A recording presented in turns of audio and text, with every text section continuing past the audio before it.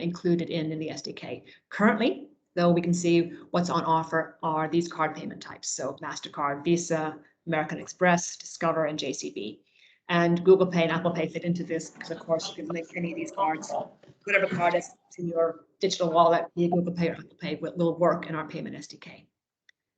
And then in terms of other features and functionality that the SDK offers, it supports saved cards. So let's say if you use the same card over and over, it's pretty standard. You can save your card in the SDK. We'll support subscription payments, monthly, weekly, annually. We do support that.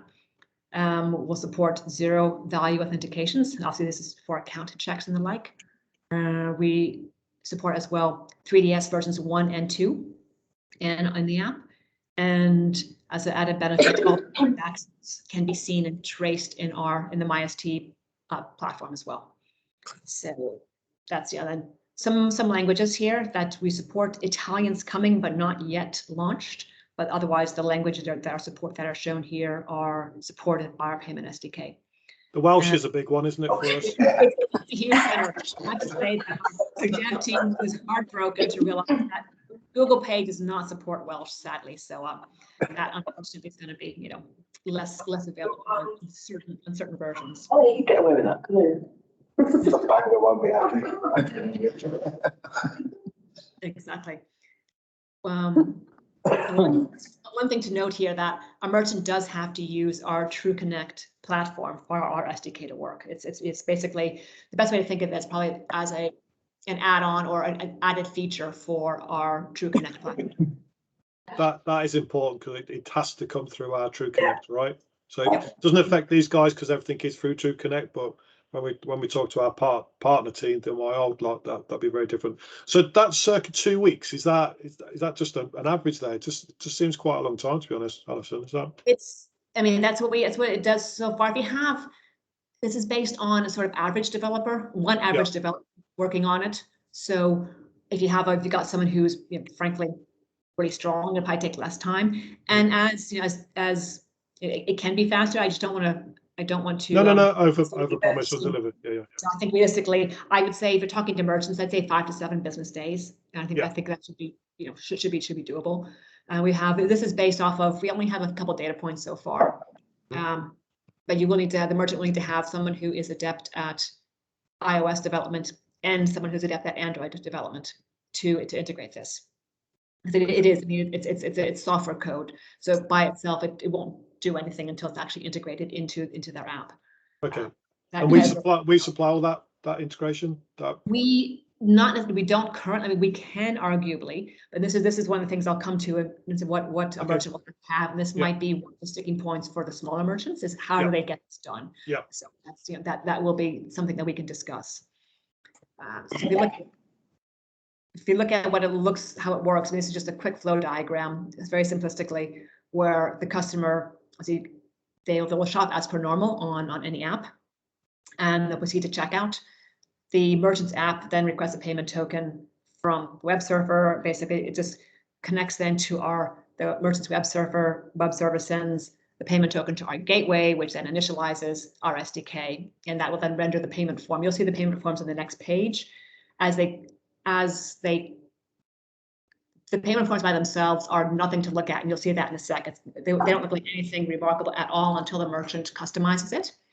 And I'll go into that shortly in terms of why we built it that way. But at the outset, it's literally just like a wireframe, like a very, very, very basic form that a merchant can use to put their own branding and logo on. And this is the SDK form that the gateway will basically render once they receive the token. Once the SDK is initialized, that opens up our session with Cardinal Commerce. Cardinal Commerce is still providing our 3DS level 2 authentication checks. And Christine will probably tell you guys next that from later on this year, we'll have our own SDK for this as well. So the Cardinal Commerce piece will drop out, but this is just to show that once the SDK opens up, we'll open up that session with Cardinal Commerce so that they can check whether the card is enrolled in 3DS and sends the relevant challenger screens if so. This is to ensure that the app and any payment will be compliant with 3DS level 2. processes, basically. And that will be replaced with our own MPI, yeah? It will indeed. Yep. And then everything from there proceeds as normal. The acquiring and the settlement just occurs as per normal. The settlement terms will be the same as is defined in the merchant's contract. So that just works as per normal from that stage forward. So what it looks like. So you'll see here the 3 screens on the left. They don't look like a whole heck of a lot, but we've purposely left them to be very, very plain. We can obviously we can design them if the merchant wants, but generally speaking, people want to have their own branding, their own logo, their own look and feel to them. What you can see here, though, if you look at the screens, is the customer enters the card numbers here, and the logo. This will show the Amex, Visa, Mastercard, JCB, whatever the icon is for the card being entered, and obviously they can tell that by the BIN number being entered into the field here. So the end customer. Can we scan that? Can we scan that? No. The card scanning piece was actually a lot more complex. We're still looking at that, much more complex than initially thought, with a bad customer experience depending on the card type. Right. So these are the fields that the merchant can format for themselves. There's three data fields for the end customer: card number, expiry date, and the CVV number. And then this is obviously the iOS example. You can just pay with Apple Pay if you want to bypass these three areas on the field. In terms of what this looks like in real life, this example here you can see on the right, and then the red is Matalan space. And if I do the video, you'll see what the flow would look like. And believe it or not, these screens are the same as these 3 screens, but this shows what they look like once they've been customized to fit the merchant's look and feel. So what this does, it picks it up from the customer's checkout, and this shows someone going through the checkout process using our iOS SDK. This is in development as opposed to in production, but it's going through what it would look like in a real merchant environment. And as it's in dev, it's a dev environment. It's a bit slow. The connection here is a bit slow. So this whole video takes, I think, a bit over a minute to get them through the checkout process into our SDK and through the payment phase.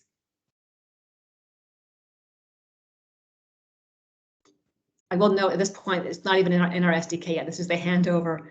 And then here we go into the confirming the address, and now continue to payment. At this point, that was when the SDK form would be called up, and here you can see some similar forms. Usually paying the Apple Pay. And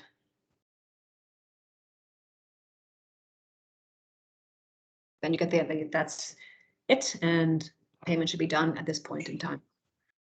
As a shopper, just to interrupt there, as a shopper, I get so happy when I see Apple Pay, because I'm just like, oh, it's just so easy and quick, and it's done. I love it.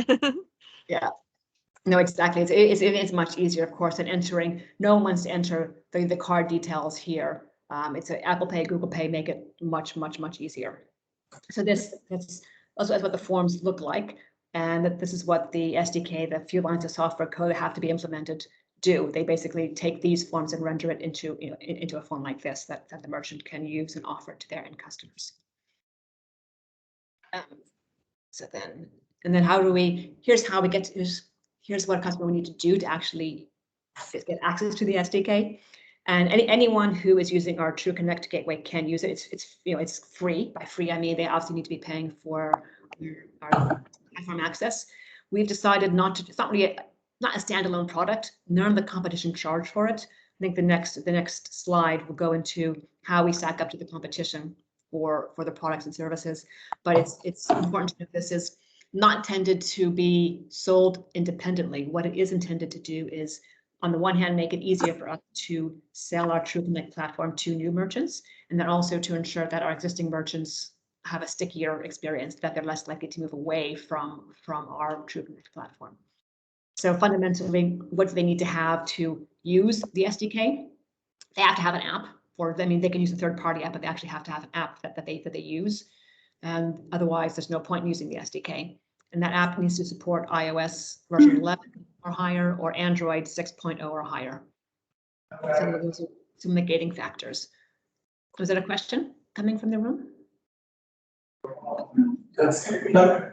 Are we going to support any app development for smaller merchants that are looking to launch an app at all? I mean, we don't. We can talk about that. We don't have a lot of resources. No, so no. we can in theory, but I would be cautious about signing us up to do that until we kind of have a talk with the teams internally. There are 2 resources who might be able to do that, but it depends on their other workload and what the knock-on effect would be about other products. Longer term, I would love for us to be able to offer this. Right now, it will be a bit of a struggle to do the development work for the merchants. What we frankly what we can consider doing and might make sense for us to do is to have a partnership in place or referral agreement in place with the dev house, and we can maybe refer customers to them for have a relationship in place. But right now, we may be able to, but I certainly can't guarantee that we'd be able to do the work for the merchants. I think Dan, it's going to be a certain size of business really for the work involved. If you're talking real micro merchants, this is going to be too much for them. But if they're more of a medium-sized one, definitely think there's a place for them. But also, what Alice was, we're not charging for this because we're once again we're playing catch up with our competitors. I think that might be in a later slide. But indeed, exactly. And those are all very, very relevant points, Paul. So in terms of what a merchant is going to need, they will have access to development resources, which that will be a challenge. I understand that for the smaller merchants. And if there's enough demand, we can certainly look at getting some form of commercial referral in place, or even, I think the reality is though, even a micro merchant, even if we have a company who can do this, frankly, even if we provided it ourselves, would they have the resources to pay for that? They may well not. So this, I think, for a micro merchant at this stage is probably less relevant for them directly. I would say it's going to be small to mid-size, and I would start with those. It's a great tool though. This is really, I mean, I'll be honest, I didn't know enough about this before, but it is a really, really good tool. So yeah, it's not going to suit the smaller merchants, but it definitely is something we should all know and talk about. Yeah, for sure. And then in terms of getting started, there's documentation. You guys showed all the presentation here, and both the links go through to fairly detailed steps. They're more written for developers. They're fairly clear, but they are development tools. Like for example, I can pull them up, but I'll wait till afterwards. And if you've got time, I'll show you guys the documentation for iOS and for the Android pieces. And they're clear, they're well written. It outlines step by step what has to be done. And it also has the contact details in case anybody needs to ask any questions. It's going to be support, but the team will be on it very, very quickly. And it provides a very clear path for what has to be done step by step and what to expect. Do you remember on that one of those earlier ones that Natalie did? There was a red tick on the Google for the mobile SDK. That's because it's on the App Store. It's just been waiting to sign off. So it has been a bit of a low key this kind of product. But once I think we've got that one, then that's the start of the real push. And I think when you start your campaigns, we're definitely right to start pushing it, guys. But once again, it needs to be the right size of business. It does, and this is where this point comes in. Who's this relevant for? Anyone who's really looking to process card payments in a native mobile environment, with a caveat that they will need to have access to development resources, because without that, it will be tricky. And to your point there, Paul, on the Google Pay, hot off the press from a call we had earlier today, I had initially thought it might take us longer. So Google. Go on. Ready, wait for it. No, Google Pay will be ready to go, should be by middle of this month. Great. So Google Pay is actually, they've approved our app, and we're now doing some more testing to confirm everything is still working as expected. So that it's imminent now, which is fantastic news after having spent a lot of time trying to get a response from Google. We now have that response, and it's favorable. So, Super cool. Yep. Alison, another quick one. If a merchant has already got an app and they're using another acquirer to do their payments via it, how easy is it to swap out and put our technology in there? It should be easy, the key thing for us is whether they use our gateway. So they can use another acquirer, that's fine if they want to, but they do have to use our Tru Connect platform. So they have to use our gateway, our e-commerce gateway, for this to work. Okay. You got to hook him in for everything, Dan, I think, on that one. All right. I think the answer is yeah, but it's got to be through our Tru Connect, and it's got to be through our acquiring. Yeah, I was thinking if we're going after acquiring, if they're already with someone else and we're trying to win their business completely. I don't know how easy it will be to swap out whoever they're with and put us in there, and then they've got the full 360 with us. Yeah, I think if they've already done it anyway, then it should be an easier development. So they've already gone through that pain. Okay. But anyway, I don't know. I've got a little bit of technical, but yeah, I think the proof will be in as you start talking to them and see what they've got to say. For sure. I mean, technically speaking, I'm not talking about sales strategy speaking. Technically speaking, we're okay if they use a different acquirer. Now, obviously, from a new perspective and from a sales strategy perspective, that's not where we want to be, but it is technically feasible. What's not technically feasible is to not use our gateway for this. Yeah. And then in terms of where we stack up to the competition, short answer is we're okay. I mean, it brings us up to speed with the market, but it's not yet a differentiator for us. So we can see here how we compare overall card payments. Pretty much everyone offers all the major credit cards. So there's no point in offering any kind of payment SDK if you aren't going to do that. We're reasonable on digital wallets. A lot of people offer Google Pay, Apple Pay only. Some of them also offer Alipay, which we don't yet, but that will be coming, as I think I mentioned earlier. Our longer term approach here is to have every piece of functionality that's sponsored or not sponsored, but is supported by our gateway, our Tru Connect platform, will also be ultimately, not currently, but will also be supported by that payment SDK. What's holding that back is just each additional piece does require development work, and we've got a very limited number of OS and Android developers, so it does take a little bit of time, but we will be building out onto the SDK every piece of gateway functionality. Next, for example, the next piece coming is going to be will be Zip, the buy now pay later functionality. That'll be the next feature to be released into the payment SDK. Okay, all right, good. Okay. Following Google Pay, and then looking at where we stack up digital wallets. Again, we're reasonable there. Adyen has really strong, so they offer a whole host of digital wallets. It's one of their key differentiators. Checkout's decent. On APMs, we're obviously lagging on the APMs. This is an area that we'll need to catch up on. Where we are strong at in terms of vis-a-vis the competition is on the fully customizable UI. So if you call back to the Matalan example, that is fully customized with Matalan placement, colors, branding.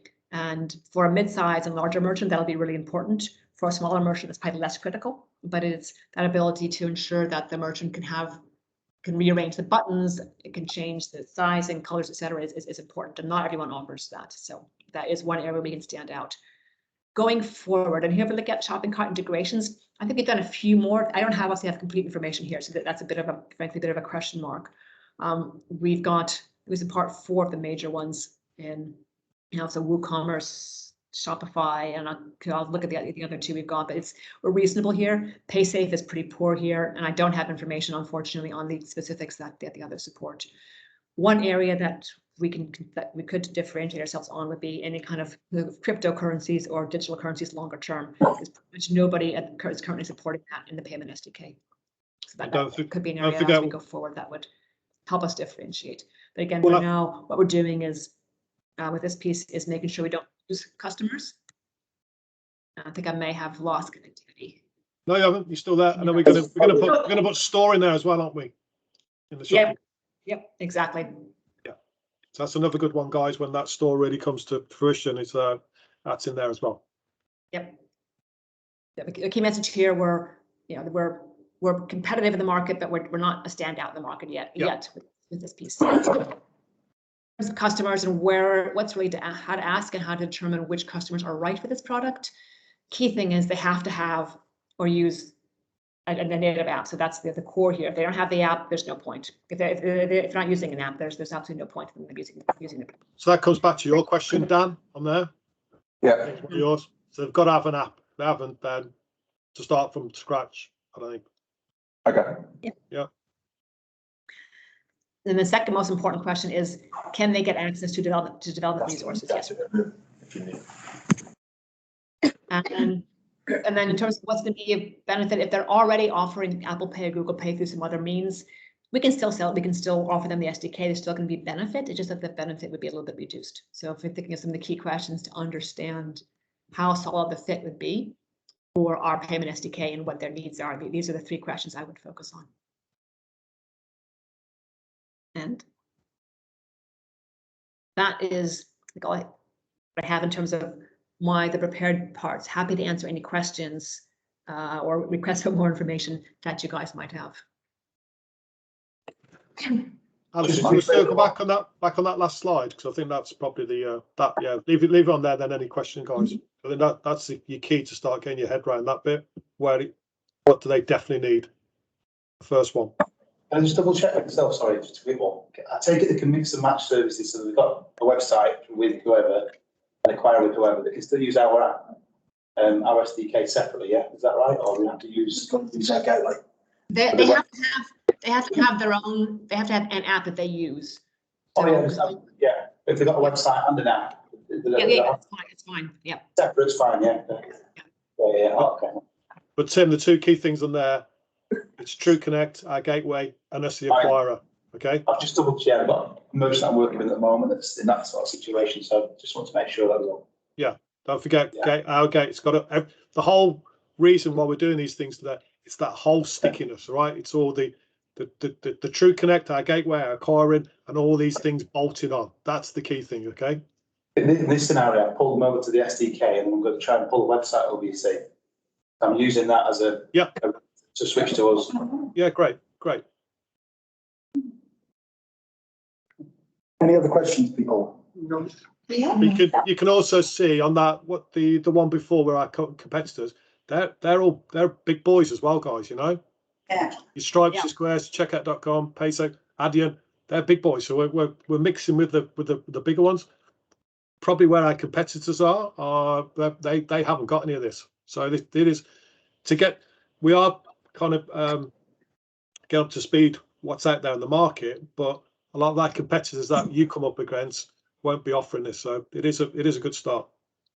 And if you look at this, even if I look at the companies that are often associated with small, medium businesses, it's Stripe and Square. And if you look at that compared to where we are, we're fairly, with the exception of APMs, we're quite competitive. Other ones. Yeah. Just a really quick one again. Sorry to interrupt. And does it report the same on the MyST dashboard as well? Same as Tru Connect?